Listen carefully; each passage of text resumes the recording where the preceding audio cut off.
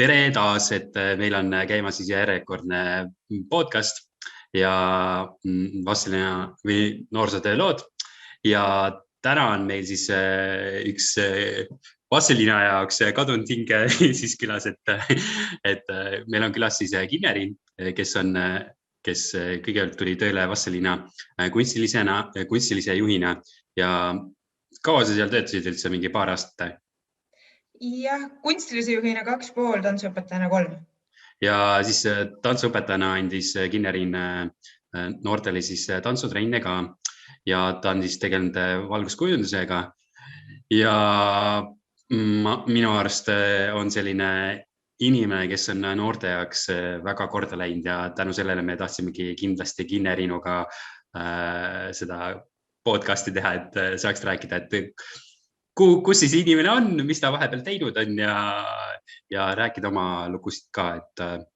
Aga ma küsiks kõigepealt seda, et kuidas sinu üldse selline tantsimise asi pihta on hakanud, et sa andsid noortele tantsutrenne, aga kuidas sinu enda tantsuõpingud siis pihta hakkasid?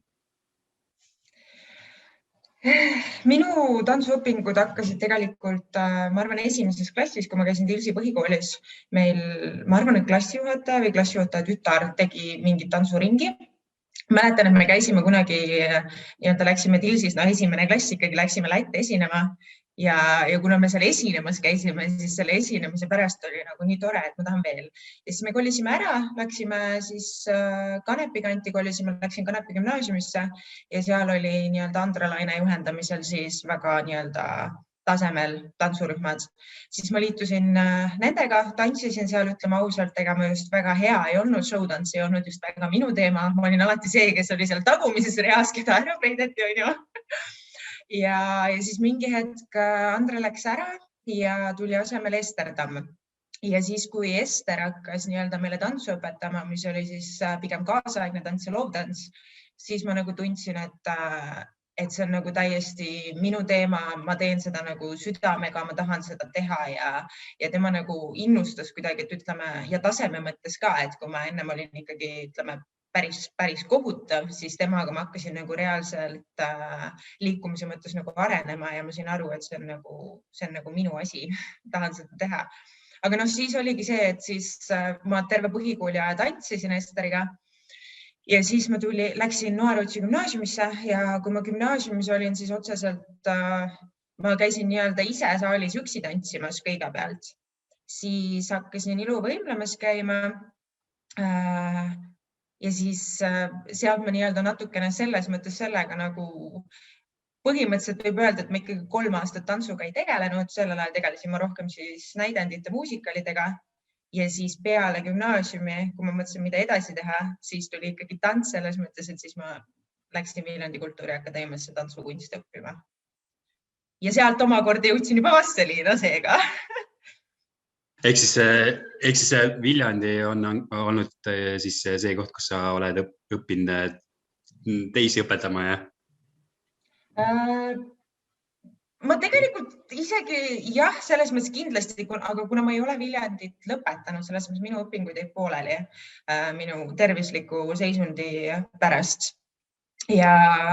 Ja selles mõttes, et aga ütleme see aasta seal Viljandis, kui ma seal õppisin, siis kindlasti kogemuse mõttes ja õpetamise mõttes, et kuidas anda seda teistele edasi, siis kohe kindlasti muutus. Ja siis samal ajal, kui mina olingi Viljandis, siis Ester Tamm hakkas Vassilinas tegema loovtantsu. Ja mina õppisin Viljandis ja Ester kutsus mind tüdrukutele tantsutrenni läbi viima, nii et siis ma tulingi esimest korda teadlikkus elus. Ma olin ka varem muidugi käinud laatadel ja niimoodi maarepaladel, aga teadlikult olin esimest korda siis Vassilina ja tantsutrenni läbi viima, mida me siis... mis oli meile kõigile põnev, sest et minu juhendaja on, ütleme, suhteliselt esimene kord juhendada, kindlasti oli lastel hoopis teine stiil, mida me tegime. Ja siis peale seda, kui ma seal selle trenni kevadel siis andsin seal tegin trenni Ester oli ka muidugi kohal ja siis sügisest, kui uus hooaeg pidi hakkama, siis Ester ei saanud enam Vastselinas tantsutrenni edasi teha aga ta ei tahtnud neid lapsi nii-öelda maha jätta. Seega ta pakkuski seda, et kes sa läheksid ja hakkaksid seal nagu päriselt tegema ja siis ma ütlesin, et jah, ja siis ma tulingi nagu sinna.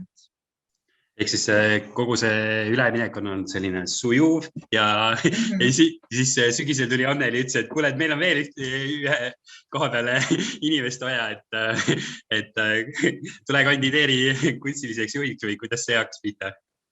Kusjuures sellega oli niimoodi, et me olime tegelikult koolitantsufestivalil lastega. See oli nende esimene koolitantsufestival siis. Ja seal pidi, iga 10 lapse kohta on ju üks täiskasvanu, aga täiskasvanud oli muidugi rohkem ja Anneli oli ka siis muidugi seal, sest Anita tantsis. Ja siis riietusruumis nii-öelda Anneli tuligi järsku minu juurde, et kas sa meile kunstiliseks juhiks ei tahaks tulla. Ja mina küsisin, et mida see tähendab, kes ta on ja mida ta teeb. Ja siis ta seletas seda ja selles mõttes, et siis ma proovisingi ja saingi sinna ja tulingi, et siis lisaks nagu nii-öelda, kuna ma olin juba siis ütleme selle aja peale pool aastat seal tantsuõpetajana olnud, siis lisaks saingi ma päriselt ka sinna tööle nii-öelda ja tantsuasjad läksid aina laiemaks. Aga kui sa algul Esteriga tantsutreine läbi viisid, siis kui sa üksi pidid seda tegema, siis mis siis muutus?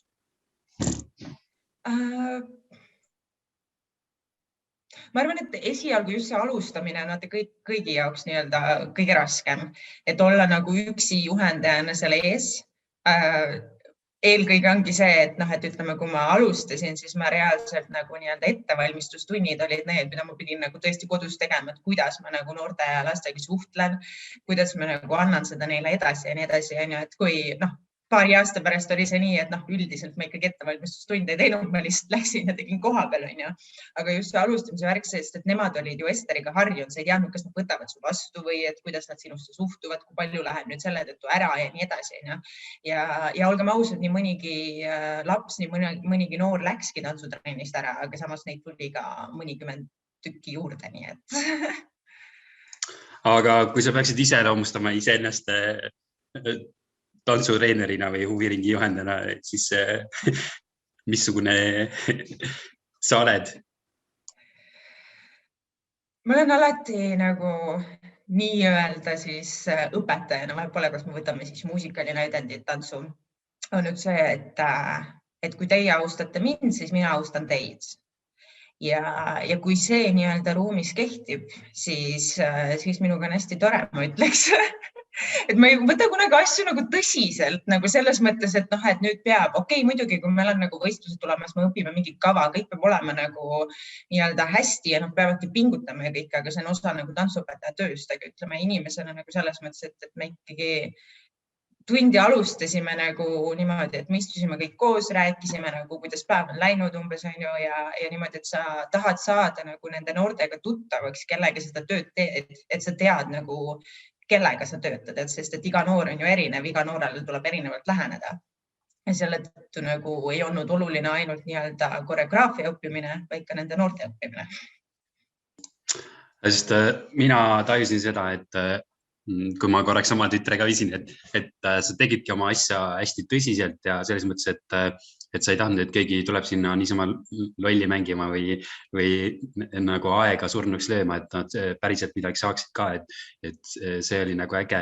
Ja samas see kontakt, mis sa noortega said, see on ka nagu võimas, et selles mõttes ma arvan, et sellepärast sinul on endiselt Vastselinas päris palju neid, kes sind hea sõnaga meenutavad ja mäletavad ja kui sa Vastseliina tuled, siis nad tahavad sinuga koos olla, et see on nagu äge olnud.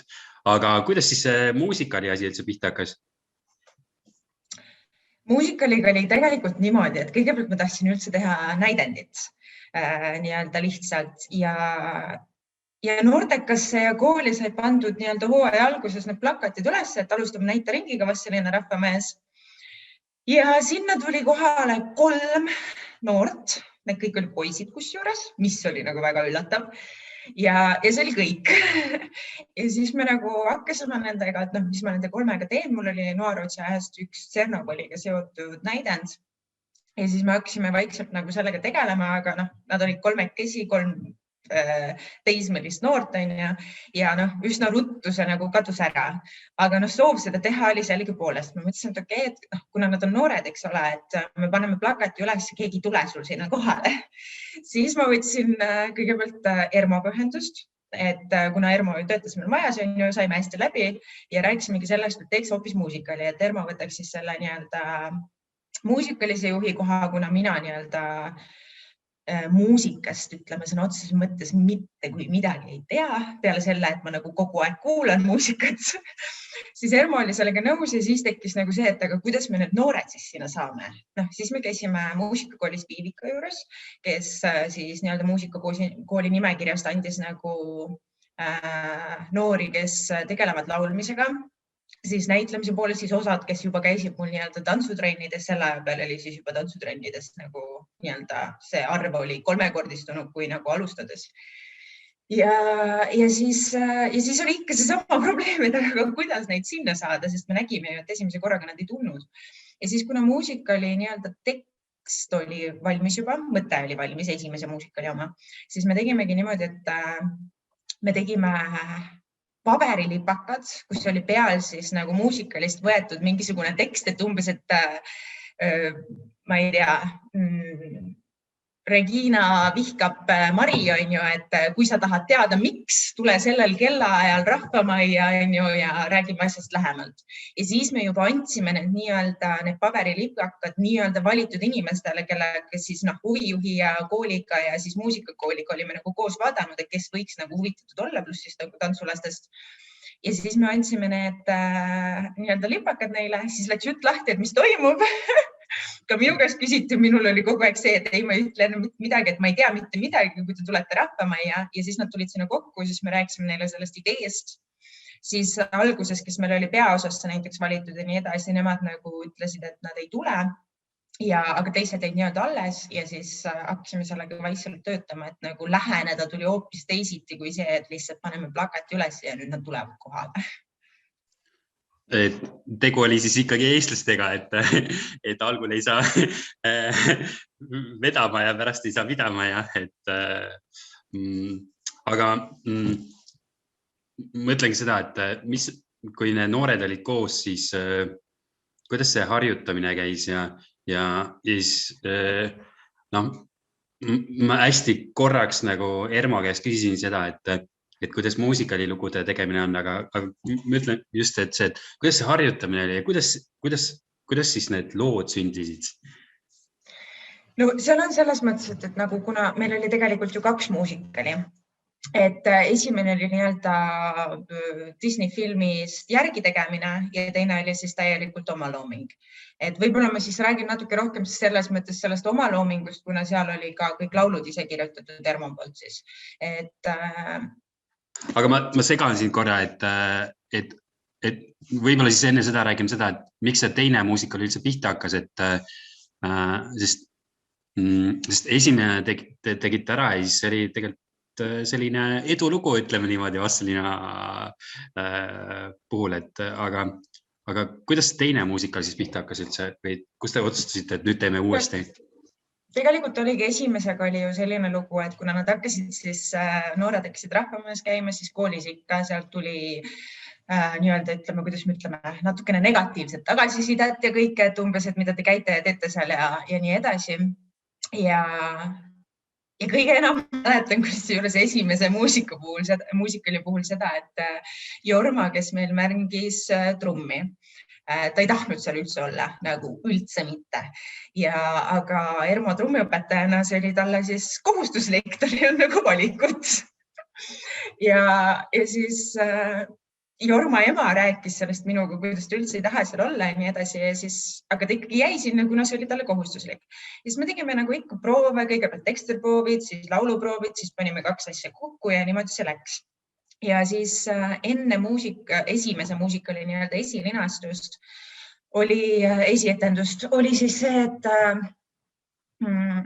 me jäime Vasse nagu Rahvamajja ööseks, et harjutada, samas me olime selle aja peal juba kõik nii-öelda tuttavad, nii sõbrad, me saime üksteisega väga hästi läbi ja meil oli seal selline vinge öö, sai igasuguseid asju tehtud, kõike muud.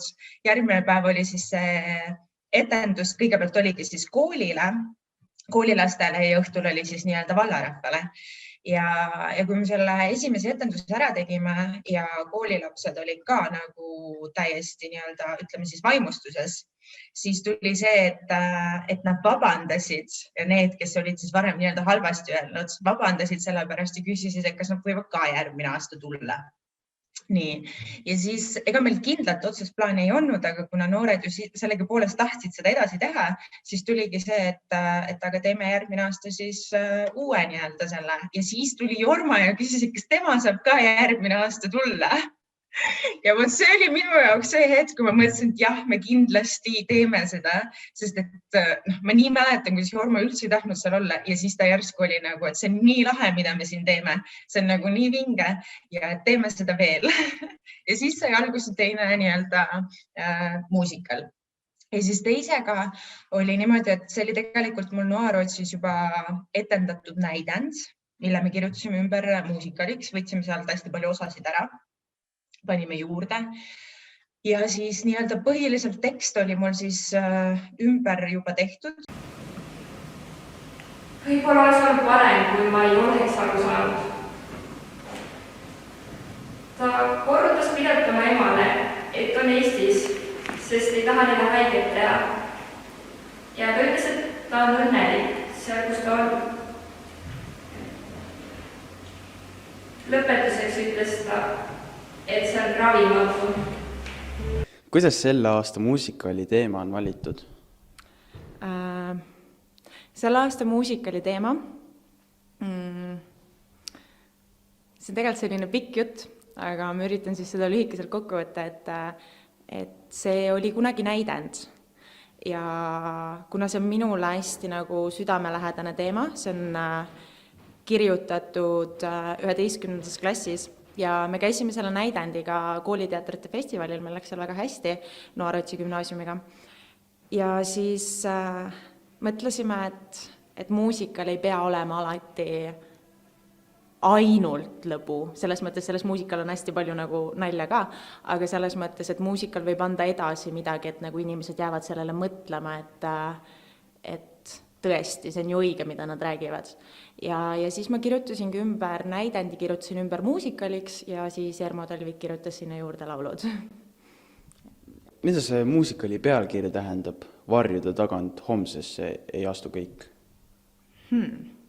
Ma arvan, et selle võiks jätta saladuseks, et kui tulla kohale, siis te saate aru, mida see pealkiri tähendab. Aga sellel pealkirjal on väga oluline tähendus selles muusikalis.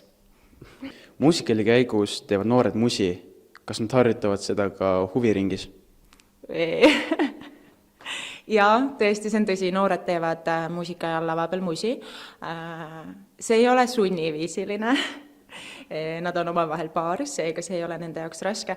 Muusikali proovides siiamaani nad ei ole seda kordagi teinud, eks see jääb enne etendust peaproovi, et me ei harjuta seda igapäevaselt. Sinna oleks vaja, sinna ole enda meie elu läbi surma ootamatult mõtleb see sõidan, kui sõidan mitu varsti kohal olengi. Läbi linna oleviku väikesti ongi see. Tekst oli täielikult olemas ja tekkiski küsimustega, kus me siis need laulud on. Ja siis Ermoga oligi niimoodi, et kuna tekst oli täielikult valmis, siis ma tegin iga koha peale, kus peaks olema laul. Kirjutasin Ermole nagu 3 lausega umbes, et laul. Nii, ja siis oli 3 lauset, et umbes, et selle koha peal peab laulma surmast. Ja siis selle koha peal peab laulma sellest ja see oli nagu kõik, mis tal oli. Ja siis Ermo lihtsalt tegi sõna otseses mõttes minu jaoks nagu täieliku ime, kui ta kirjutas kõik need lood. Et need lood andsid selles nagu kogu see nii-öelda muusikaline lavastus ei oleks olnud mitte midagi nagu sama, kui ei oleks olnud seal neid lugusid. Et kui Ermo läks Ellerisse nii-öelda õppima, see oli siis nii-öelda selle teise muusikali ajal, siis Ermo tuli koos oma kursusekaaslasega vaatama meie proovi ja selle aja peal olid meil juba nagu selles mõttes tekstid olid selged enam-vähem, et paar nädalat veel nii-öelda esietenduseni. Ja siis me nagu ikka lõbusest ujus noortega ikka, et ega kogu aeg ei saa ju tõsine olla. Tegime seal lava peal suht nii-öelda nalja ja nii edasi. Ja siis noormees vaatas ja siis ta oli nagu, mis asja te teete siin umbes. No siis tuli see kuri Kinnering, kes ütles, et okei, võtame nüüd ennast kokku ja näitame, et mida me tegelikult ka teeme. Ja siis me alustasime otsast peale, mis siis me olime poole peale jõudnud selle nii-öelda prooviga. Ja võtsime otsast peale, et teeme nüüd täiesti korralikult, igaüks täidab oma rolli, laulud lähevad nagu täies nii-öelda mahus ja niimoodi. Ja siis Ermo kursusekaaslane vaatas seda terve etenduse siis ära ja siis ta oli nagu vau. Ja siis ta esimene küsimus oli, et kes need laulud on kirjutanud?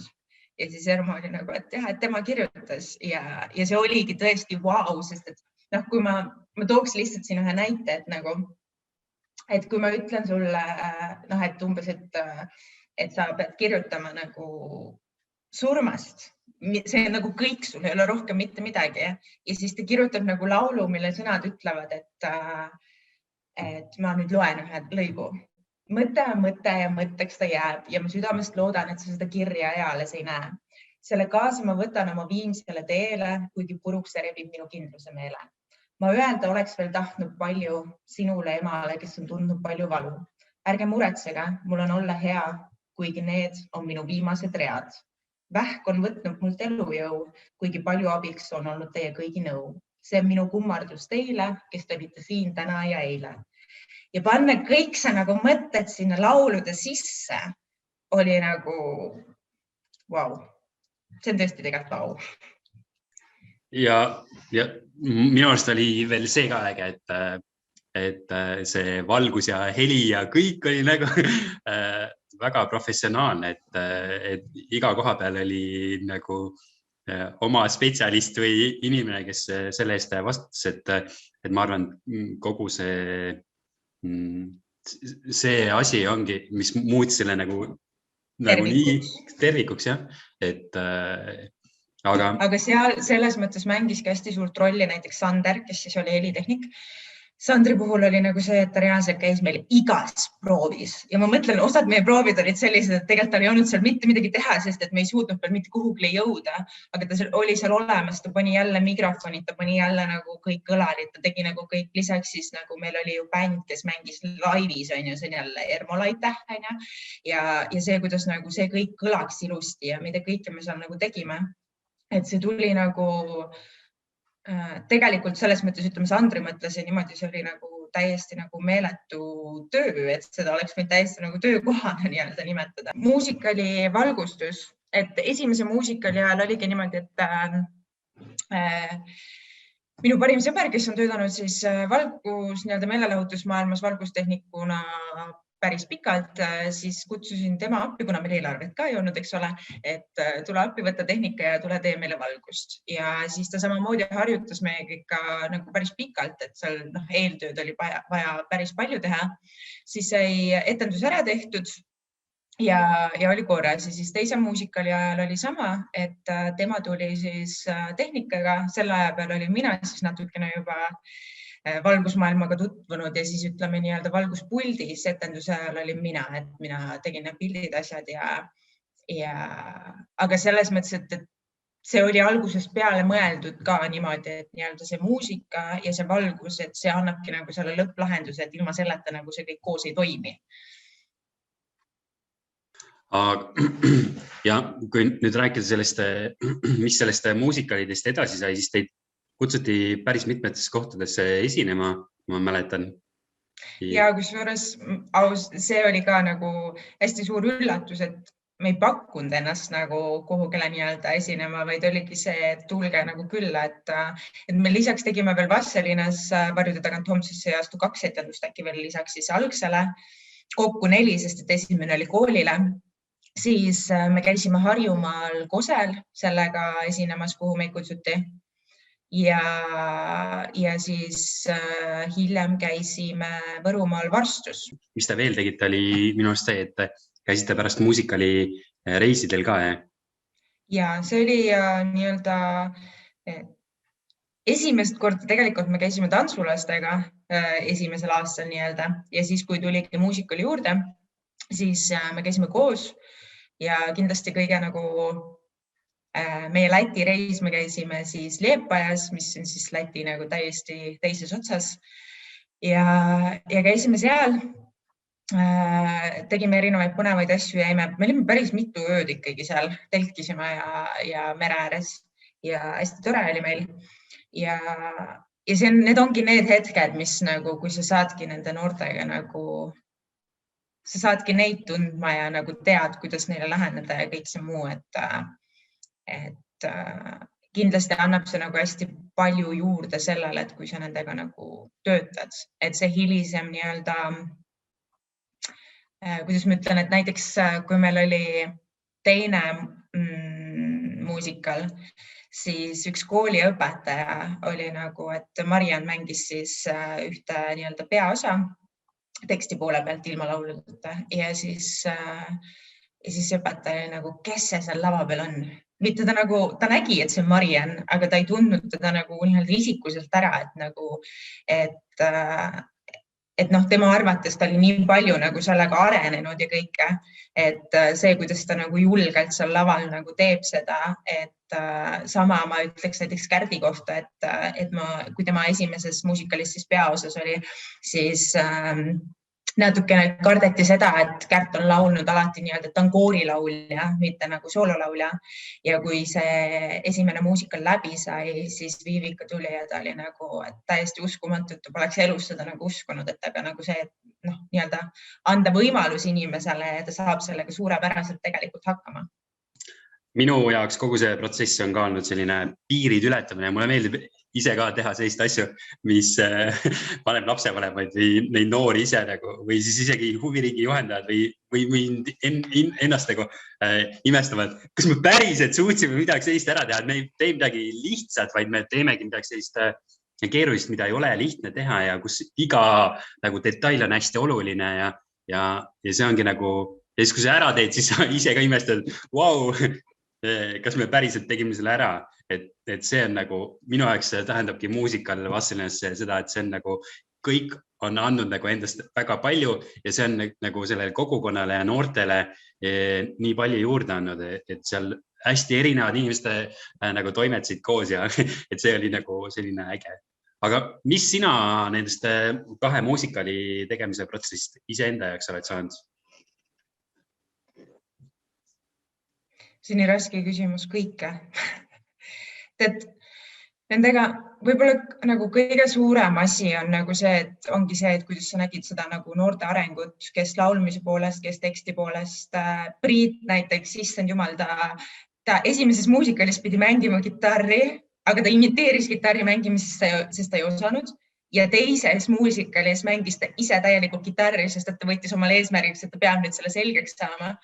Ja sellised väikesed asjad nagu panevadki sind mõtlema, et sa teed nagu õiget asja, et sa mõjutad nagu midagi. Kindlasti noored ise nagu, kuna nemad olid nagu, ma ei saa öelda, olid, siiamaani on minu jaoks suhteliselt kõik, eks ole, siis nemad pingutasid ja panid sellesse nagu nii palju, et seda oli nagu igapäevaselt näha, kuidas nad nagu reaalselt tahtsid seal olla, nad tahtsid sinna tulla, nad pingutasid selle nimel, et see saaks nagu valmis. Ja kui peale esimest muusikali oli näiteks niimoodi, et noored kirjutasid mulle laulu.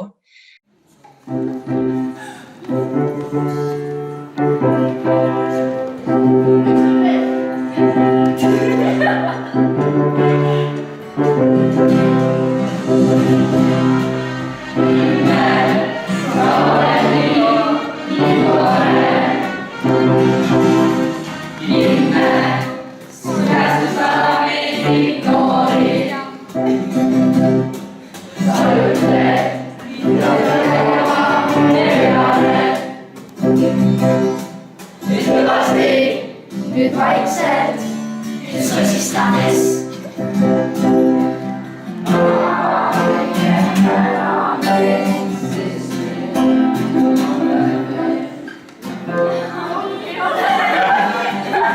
Võtab uuesti selle koha. 2, 3 ja...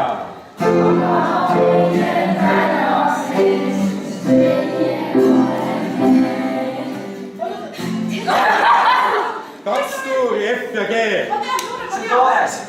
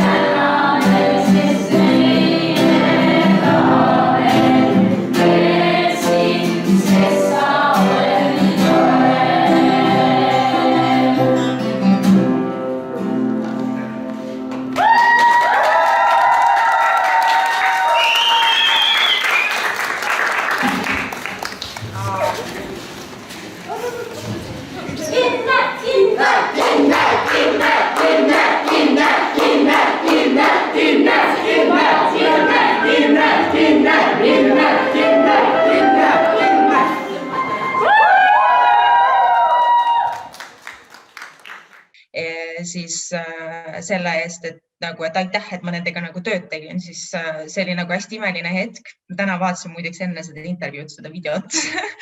ja siis see oli hästi eriline hetk, aga samas minul oli see, et mina tahaks neile kõigile, sest nad tegid nii meeletu töö sellega, et mina lihtsalt võib-olla ajasin selle pundi kokku ja me hakkasime seda tegema, aga töö tegid ju nemad ise, eks ole. Ja teise muusikaliga oli siis see tagasiside, ehk siis kuna see oli selline teema, millest Eesti ühiskonnas ei räägita absoluutselt, surm on teema, mida me tegelikult väldime, kui keegi ära sureb, siis vabandust, nii on lihtsalt, et sa ütled küll, et tunnen kaasa, aga see, mida see inimese jaoks tegelikult tähendab, kelle lähedane ära sureb, seda teemat ei käsitleta. Ja kuna see oligi selline, ütleme, hästi valus teema, see pani mõtlema selle peale, kuidas me peaksime hindama seda, mis meil iga päev on, et meil on iga päev, mul on sõbrad, kellele ma saan helistada iga päev, kui mul on muresid, mul on sõbrad, kes mind aitavad ja nii edasi, aga me ei hinda seda.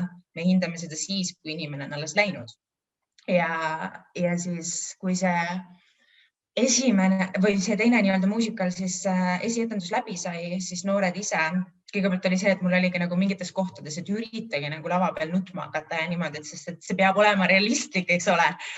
Ja siis nad pärast on, et see tuli kõik nende sees, see oli automaatne, nagu Mariann nutiski, aga ta nutiski selle tõttu, et ta oli valus seda edasi anda, ehk siis ta oli täielikult suutnud sellesse rolli sisse elada. Siis minu enda jaoks kõige olulisem see, et noored tulid jälle, nad tänasid ja lapsevanemad, kes tulevad, ütlevad mulle, et aitäh, Kinnerin, et sa oled minu lapsest välja toonud parima ja sa mõtledki, et see ongi täiesti õige. Siis täiesti võõrad inimesed helistasid mulle, see oli 2 päeva peale muusikali siis etendust ja ütles, et tere, et ma käisin seda muusikali vaatamas ja ma tahaks öelda, et aitäh sulle, et ma pole oma parima sõbraga nii kaua aega rääkinud, et ta on küll mu parim sõber, aga me näeme harva ja ma just võtsin telefoni ja saan temaga nüüd järgmisel nädalal kokku, et ongi see, et kui väga me hindame seda või ei hinda. Ja teine asi, see reaktsioon publikust, et kui meil on 200 inimest saalis, ja sellest 200 inimest on 5 inimest, kes ei nutnud selle lõpus, siis see oli minu jaoks see, et me oleme täielikult oma eesmärgi täitnud. Et see on hästi oluline, kui sa annad midagi olulist inimestele edasi ja need noored suutsid seda teha nii, et see oli tõesti realistlik. Ja. Aga siis sai sinu jaoks Vassilina lugu läbi ja et 3. muusikali enam ei tulnud ja? Jah, 3. muusikali enam ei tulnud. Selles mõttes, et tegelikult sai see otsus väga raskelt vastu võetud selles mõttes, et ma mäletan, kui ma rääkisin sellest noortele ja ma ei suutnud võtta seda õiget hetke, et kuna neile öelda. Ja see oli sama, et me olime Lätis siis reisil noortega ja me sõitsime tagasi ja enne Vassilina jõudis, ma teadsin, et ma ei suuda nagu selles mõttes neile kuidagi nagu, siis ma olin seal bussis, võtsin bussis selle mikrofoni ja ütlesin neile, et ma nüüd lähen ära. Ja ma arvan, et see on siiamaani nagu üks valusamaid hetki minu teadlikus elus, sest see kummitab mind siiamaani, kuidas nad lihtsalt hakkasid nutma. Ma ise olin täiesti nagu, ma mõtlesin, et see ei ole nagu õige, et ei, ma ikkagi ei saa seda teha. Ma ei saa ikkagi ära minna. Ma nagu kahtlesin endast nii palju, aga minu elu viis mind nii-öelda edasi ikka oma elukaaslasega koos, et nagu ja noh, siis ma läksin nii-öelda selles mõttes välismaale ja selles mõttes, et ma ei kahetse nagu, et ma ära läksin, aga ma annaks kõik, et nende noortega koos töötada siiamaani. Et kurb on ikka, jah. Ja siis sa läksid veel noorsootööd ka õppima? Ma selles mõttes, et ma läksin nagu, et ma sain ülikooli sisse ja ma pidin minema, aga täpselt samal ajal sain ma siis teada, et ma sain omale töö Saudi Araabias ja see oligi see valik, et kas ma lähen nüüd noorsootööd õppima või ma lähen siis välismaale. Ja ma tahtsin saada seda nii-öelda välismaal elamise kogemust, eriti veel Saudi Araabia, mis on täiesti nii-öelda teistsuguse kultuuriga riik. Ja siis ma võtsin selle otsuse, et ma ei lähe ülikooli ja ma lähen Saudi Araabiasse.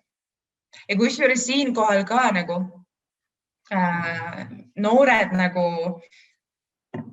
ma otsustasin nagu Vassilina noored on need, kes tegelikult annavad mulle seda nagu indu, et nagu teha neid asju ja nagu võtta, et nagu kui ma üldse sellest Saudi Araabia pakkumisest teada sain, siis ma kõigepealt rääkisingi sellest nagu Vassilina noortega. Niimoodi, et isegi minu elukaaslane ei teadnud sellest. Ja siis, kui see lõpus tuli see uudis, et ma nagu lähen, siis üks Vassilina noor saatis mulle sõnumi, ma loen korra seda, et tšau, Kinne, lähed laupäeval võimalik, et aastaks ära. Mäletan, kui sa sellest mulle rääkisid. See oli nii kaua aega tagasi, et mõtlesin, vist ei tulnud sellest midagi välja. Ja nüüd sa lähedki. Hakkasin enne mõtlema sellele, mida inimesed endast maha jätavad ja mis mälestused mul sinust jäävad. Olen millegipärast tundnud alati sinuga mingit sidet ja tunnen, et sa näed minus midagi. Sa oled alati nii rõõmus ja kui ei ole, siis on seda su silmadest näha. Sul on oskus inimeste südamesse tungida. Ei saa öelda, et sa oleks enne sisenemist koputanud, aga no kuule, halloo, Priidu usalduse sa küll võitsid ja temast selle miski välja tõid, et ta laval ennast nii nautida suutis. Äge. Vaatasin hiljuti esimese näidendi videot. Ma ei mäletanud, et Eduard ja Priit tantsisid, aga seda nad tegid. Kuidas küll sa nad tantsima said, seda mina ei tea. Palju ma üldse esimese muusika ajal jõudsin keskenduda teistele. Kuigi sa tegid meiega midagi sellist esimest korda, siis siiski sina jõudsid kõigini. Isegi need kiljuvad tüdrukud tundusid enda osa nii nautivad. Mul on hea meel, et sain neid kogemusi tantsimise vallas nii ängsa. Oi, jäi nüüd patrama. Kokkuvõte, siis siin on pikk tekst, ükstapuha, kuidas sul seal läheb. Ühe unistuse oled sa täitunud. Loodan, et selgitasid enda mineku ka kõigile teistele vastekatele, kellele väga kallis oled. Nad ootavad seda kindlasti. Võta siis kindlasti vastekate kalender kaasa. Ja see oli ainult üks nendest sõnumitest, et nagu need noored toetavad mind nagu ja annavad mulle, sest et ma tõsiselt nagu kahtlesin ikka, ma olin nagu juba nii-öelda töölt lahkunud ja kõik, aga ma ei olnud kindel, kas ma ikka lähen sinna Saudi Araabiasse. Ja kui nad hakkasid mulle kirjutama, siis ma teadsin, et ei, et ma ikkagi teen selle ära. Ja see on suuresti ikkagi tänu neile, et kui me nagu noortega nii-öelda siiamaani me selles mõttes suhtleme ja saame kokku, et alati on nagu see, et kui mina olen neile midagi andnud, siis tegelikult on nemad nagu mulle palju rohkem andnud. Aga räägime siis natuke sellest Saudi Araabia kogemusest ka, et kuidas see oli ja mis sa seal tegid siis? Saudi Araabias ma läksin sinna tööle ja ma pean ütlema, et selles mõttes, et see on minu lühikese elu kõige ägedam ja kõige hirmuäratavam kogemus. et kuna sellel ajal, kui mina Saudi Araabiasse läksin, oli veel Saudi Araabia nii-öelda lukus riik, ehk siis sinna ei saanud nii-öelda turismiviisaga. Ja nüüdseks on muideks seda muudetud, see on juba aasta aega siis nii-öelda lahtine riik olnud. Ja elu seal on ikkagi hoopis teine, et just nimelt olla naisena Saudi Araabias, kus nii-öelda kantakse siis abajad, see on selline must rüü, katad oma pea, sa pead täpselt teadma, mida sa teed, sa ei tohi meestega koos tänaval kõndida, nii edasi, nii edasi ja nii edasi. Et ütleme nii, et tulles siit kogukonnast, kus nagu kõik on hästi kokkuhoidvad ja niimoodi, siis hästi raske oli alguses nagu sellest kultuurist nii-öelda aru saada, et mida sa võid teha ja mida sa ei või teha. Ja siis, aga ma pean ausalt ütlema, et nagu araablased on kindlasti nagu ühed sõbralikumad inimesed nagu üldse. See, et nagu, ütleme nagu vast selline kogukond, et sa oled nagu kogukonna osa, sind võetakse nagu vastu ja sa kuulud sinna. Et hästi palju nagu meenutas seda, sest et nemad nagu ka, nad võtavad hästi nagu lahkelt inimesi vastu, nad suhtuvad sinust hästi lahkelt. Ja siis oma põhitöö kõrvalt ma leidsin siis, ma elasin Riyadis ehk siis Saudi Araabia pealinnas. Ja siis ma leidsin seal ühe valgustehnikaga tegeleva firma ja siis ma hakkasin nende juures veel siis nii-öelda töövälisel ajal käima õppima nii-öelda veel valgust ja tegema nendega koos erinevaid asju. Ja see, kuidas mind seal ka vastu võeti, et nagu täiesti, kuna seal on kõik mehed, teevad selliseid asju, kuna naised ei tee, siis ütleme niimoodi päris ausalt hirmuäratav oli esimest korda minna naisena, et kuidas sa lähed, et kas see on üldse õige, kas sa võid ja nii edasi. Aga nii-öelda seal see maailm aina rohkem muutub selle poole, et nagu näiteks naised said juhtimisõiguse, mida Saudi Araabia oli viimane riik, kus naised ei tohtinud autoga sõita varem, ja nüüd nad võivad. Et kõik see on hästi nagu teistmoodi ja siis ütleme nii, et suhteliselt raskeid hetki oli mul seal ja siis olid vast selline noored need, kes mind nagu täiega elus hoidsid, et Priit saatis mulle mingid lauluvideosid kitarriga õhtul öösel, kell 3 öösel, laulis nagu kitarriga ja salvestas, kirjutab, et tal vanemad magavad, aga et umbes, et mind innustada ja siis ta saatis mulle neid videosid, siis noored kirjutasid, helistasid ja see nagu aitas mul nagu nii-öelda ütleme selle kultuurishokiga, selle igatsusega nagu iseendaga nii-öelda toime tulla hästi palju. Ja kui ma mõtlen selle Saudi Araabia peale, siis ma arvan, mehena on sinna nagu nii palju lihtsam minna kui naisena, et see hästi suur selline pauk arvatavasti oligi, et tegelikult naised seal ei tohigi väga midagi teha. Et ma mõtlen seda, et sina pidid ka siis seda pea kaetud olema või? Selles mõttes, et alguses ma küll tegin seda, aga ei, kuna see riik nii-öelda liigub järjest rohkem, ütleme nii-öelda, nad arenevad iga päevaga järjest rohkem ja seda oli seal ka iga päevaga näha, siis mingi hetk oligi see, et välismaalased naised ei pea kandma seda rätti, ja siis me ei teinud seda. Abaja muidugi alati kogu aeg ja abaja all pikad riided, nii edasi, on ju, ka see oli oluline, mida sa seal all kannad, eks ole. Ja pearätt ei kandnud nii kaua, kui ma olin musta peaga.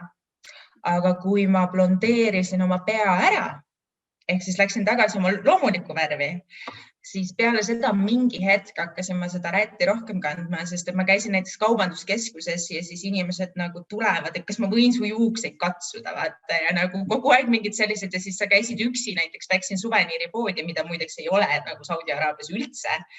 Ja kui ma lõpuks ühe leidsin, siis seal on nagu kõik, nagu tänavad on täis mehi, läksin sinna ja siis kõik nagu täitsa nagu, ma ütlen ausalt, et see oli üks hirmuäratav kogemusi.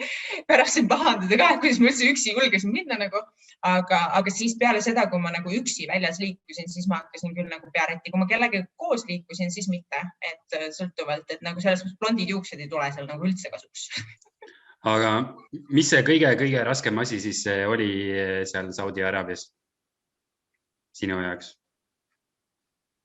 Mis pani sind nutma vahepeal? Igatsus. Aga ei, selles mõttes ma ei saa öelda, et seal oleks midagi nagu nii rasket olnud. Et igatsus oli võib-olla kõige raskem, et sa nagu ma ei olnud ju kindel nagu mitte milleski, ütleme nii, et elu seal selles mõttes tegelikult on nagu lihtne ja sa harjud ära ja seal ei olnud nagu mitte midagi, lihtsalt sa peadki nagu teadma, teadlik olema, mida sa teed, mida sa ei tee. Ja selles mõttes, et see oli nagu super hea kogemus ja iga hetk läheks tagasi, aga igatsus on ikkagi see, mida nagu, et see võib-olla, see oli see, mis pani nii-öelda nutma ja just nimelt noorte vastu, et aga siis oligi see noortega rääkimine. Vastavalt, kes oli just 9. klassis, rääkisime iga päev ainult inglise keeles selleks, et nagu inglise keele lõpueksam läheks hästi näiteks ja läks ka seega. Aga mõtlesin, et sinuga sellest, räägime natuke sellest valgustehnika asjast ka, et kuidas see valguskujunduse asi sinu jaoks alguse sai, et kuna sa isegi Saudi Araabias seda tegid ja Vassilinnas täitis sinu jaoks olulist rolli, et kuidas see valguskujunduse asi sinu jaoks alguse sai? Minu jaoks see alguses niimoodi, et minu elukaaslane tegeleb sellega ja kui ta esimese muusikali ajal tuli siis Vassilina, et nii-öelda valgust teha, siis see tundus juba nii põnev, kui lahe.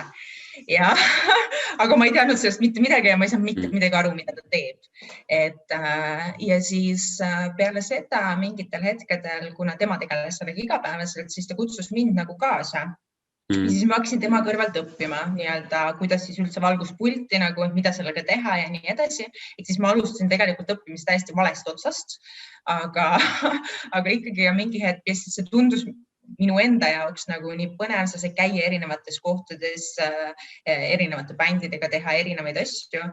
Hakkas järjest rohkem selgeks saama, siis ma tegingi ise nii-öelda selle, siis tundus selles mõttes, et see pakkus ka nii-öelda huvi noortele Vassilinnas ja siis me tegime ju valgus nii-öelda koolituse huviringi mingi hetk ja sealt tegelikult ju Kärt läks ka Viljandisse valguskujundust õppima, et ta ütleski, et see tuli tal tegelikult sellest, kuidas meie Villeriga ehk siis minu elukaaslasega rääkisime sellest kogu aeg, et nagu kui põnev see on ja mida me jälle tegime ja nii edasi, Ja ma arvan, see Sander on ka sinu lugu, et see, et Sander mingit heli teeb, see algas arvasti küll Vassilina gümnaasiumist, aga kui ei oleks, ma arvan, muusikali olnud ja ei oleks sind seal vahepeal olnud, et siis nad Joosepiga ei teeks koos võib-olla isegi praegu seda heli ja valgust. Seda on selles mõttes hästi raske öelda, ega me ei tea seda, aga selles mõttes ma arvan, et kindlasti andis ka Sandrile see nii-öelda muusikali helindamine väga palju juurde ja ta sai ka väga palju õppida, et nagu ka nii-öelda teiste helitehnikute käest, et kui me näiteks käisime Kosel ja niimoodi, siis seal oli täiesti teine helipult, siis nii-öelda professionaalid õpetasid teda, et võib-olla ta oleks ka ilma muusikalita nagu sellega edasi, sest ta tegeles ju sellega ka enne seda, aga mis tasemel ja kuidas, seda ega me keegi ei tea. Ma kuulsin, et ta käis isegi suvel võib-olla teiega kaasas natukene, et võib-olla see ka andis. Aga ma küsiks seda, et mis sa siis praegu teed? Praegu olen mina oma eluga jõudnud Pärnumaale, kus ma ehitame kodu ja ma töötan nii-öelda Rahvamaja kultuurimaja juhatajana ja hästi suur eesmärk on siin tahaks hakata tegema muusikali, millega sai algust tehtud ja saime isegi tervelt vapustavalt 3 korda kokku ja siis tuli koroona teine laine. Ja selles mõttes, et praegu me sellega ei jätka ja ootame nii-öelda sügist, et äkki saaks sügisel jätkata, kuna idee, jälle ma taaskord tahan anda edasi midagi hästi olulist ja idee on nagu hea. Kuidas see siin toimima hakkab, kuidas ma nende noortega hakkan läbi saama, kõik see muu, see on täiesti ei oska ette kujutada ka ja siis tantsuõpetajana oleme siin samamoodi, kuna praegu koroona praegu enam ei ole, aga sügisest alustasin lasteaias loovtantsu juhendamist, et suuremaid rühmasid mul ühtegi ei ole, aga väikestega nagu liigume järjest edasi. Sa oled päris palju noortega teinud ja sa oled noorte jaoks korda läinud, et kui siin mõni noor vaatab seda ja sina peaksid talle mingit soovitusi jagama, et kuidas leida see enda tee või mis on oluline siis elus, et mis mõtteid sa noortele edasi tahaksid anda. Ma arvan, et see muusikal ise on juba natukene mingid vihjeid ja mõtteid edasi andnud, aga mis need sinu lõpumõtted on Ma arvan, et kõige olulisem on see, et tehke seda, mida süda tahab teha. Et kui su süda tahab pilli mängida, siis mängi pilli, kui su süda tahab tantsida, siis tantsi, kui su süda tahab näidelda, siis näitle. Et ärge laske ennast mõjutada nii-öelda ühiskonnast, oma sõpradest nagu just nimelt selles mõttes mõjutada, et võib-olla sa oled ainuke, kes tegeleb torupilli mängimisega, aga sa võidki olla see ainuke, kes tegeleb torupilli mängimisega. Et tehke seda, mida teie süda tahab, aga ärge sealjuures unustage, kui oluline on nii-öelda haridus ja seda ma ütlen just nimelt enda kogemuse tõttu, et kuna minul jäi ülikool pooleli, siis praegu ma nagu tõsiselt nii-öelda, kuidas ma ütlen, see ei tule mulle just väga kasuks. Et selles mõttes, et elus peab saama kogemusi, et ma olen väga õnnelik enda nii-öelda selle üle, et ma olin teiega Vastselinas, et me praeguseni nii-öelda suhtleme, et ma käisin välismaal, et mul on praegu oma töö, aga ütleme niimoodi, et minu elu oleks tunduvalt lihtsam, kui mul oleks ka siin juures haridus. Ja ma arvan, et oluline mõte, mis sina nendel noortele on andnud, on ka, et tulge proovige mingit asju ja siis katsetage oma piire ja siis te avastate, et te suudate tegelikult teha rohkem, kui te ise arvasite või kui teised arvasid, et ei tasu mingit seda piiri endale ette panna, et see on nagu see kindel ka. Aga Kinnerin, minul on hästi mõnus see tund aega enam-vähem olnud siin, mis me oleme rääkinud ja see on hästi täis olnud emotsioone ja tore on olnud, et aitäh sulle. Aitäh sulle ka. Ja kordan endiselt seda, et kui noortel või noorsootöötajatel või täiskasvanutel on mingid mõtted, et kellega me veel võiksime neid podcast'e teha, siis andke kommentaarides teada, kas YouTube'is või Facebookis võib meile kirjutada otse chati ka, et me tahame sellist ägedaid lugusid teha, kus me lihtsalt vestleme ja nii rääkijatele on tore, kui kuulajatele on tore ja et selle podcasti käigus saab midagi siis iseenda jaoks juurde. Ja täna ma sain, nii et aitäh sulle veel kord. Aitäh sulle ka.